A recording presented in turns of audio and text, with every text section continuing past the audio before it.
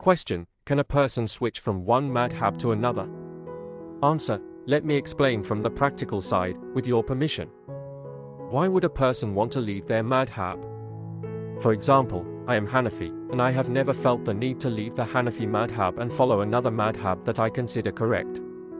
Even if the thought crossed my mind, why would I switch out of doubt or hesitation? There are two cases when switching can happen. First, there might be a religious necessity. For example, we did something that has no place in our madhab. Issues like milk kinship, divorce, reconciling family matters, and similar detailed matters differ between madhabs.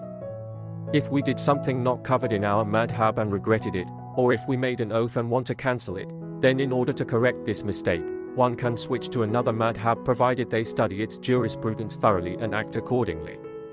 This is how switching is done in such a case. The second case is this: I study our madhab and then study the Shafi'i madhab. I see that its rulings are more accurate, its evidence is stronger, and its foundations more solid. Then I abandon the Hanafi madhab and adopt the Shafi'i madhab. In this age, I do not know anyone capable of examining the details of multiple madhabs, understanding which is superior, and choosing one accordingly. I have mentioned this before. Just to study Hanafi fiqh properly, one of our friends says it takes 25 years. Even if a person studies Hanafi fiqh continuously for 25 years, they will just finish it. This is not an exaggeration, you can see it in the library. To examine all these fiqh books, find issues not resolved in your madhab, abandon it, and switch to another madhab, this is the work of a truly great scholar. Outside of that, there is no meaning in casually switching madhabs in practice.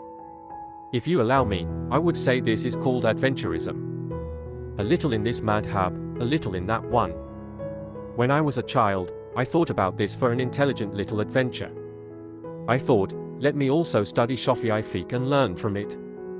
It was a childish thought, but perhaps it came from sincere feelings. Beyond that, religion is not a toy. Abu Hanifa did not derive rulings for adventure or play. He worked hard, focused, applied all his effort, and gave rulings sincerely for the sake of Allah. He believed until the end of his life that the rulings he derived were correct, and that was God's intention. From a practical perspective, there is essentially no harm in switching madhabs, and a person does not commit sin. For example, I can live several years as Hanafi, then follow Shafi'i.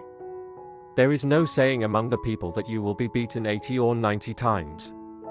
A person can move from Hanafi to Shafi'i, but they must follow its jurisprudence, perform prayers and ablution according to it, fast according to it, and in details follow that imam.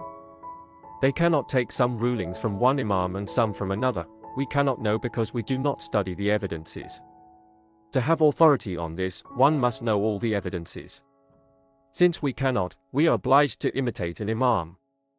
And when we imitate an imam, we must follow them entirely, not partially.